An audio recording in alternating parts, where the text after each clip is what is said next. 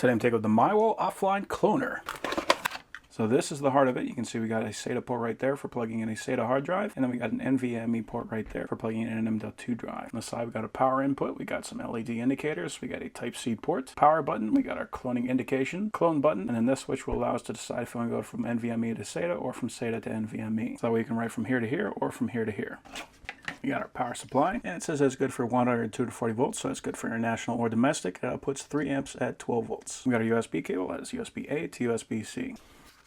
Here's our buttons for attaching the NVMe drive, and we got our instructions. And it does say that the capacity of the source SSD must be smaller than the target SSD. So in other words, you cannot write from a larger hard drive to a smaller hard drive. So I'm going to drop in the drive and attach a button and drop that in. I'm going to attach power, and we'll plug that into the computer. Power on. So I can see there is a blue LED on there, so we know that the guy is on.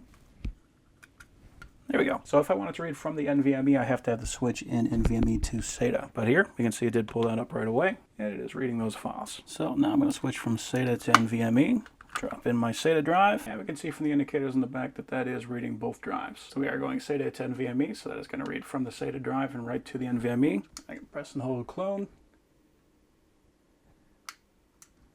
and hit it again. There we go. So now we are cloning. Okay, so that was much quicker than I was expecting. So now I'm going to put it back to NVMe and power it on. So I'm going to go to disk management. And we can see we have unallocated space right here. That is because it cloned just the size of the hard drive that we wanted. If we want to extend that, right click, extend, next, next, next, and finish. So now we have the full size of that new hard drive, and it does play those files. So if you're looking for a way to updating your old SSDs to new M.2s, this is going to be an excellent option for that.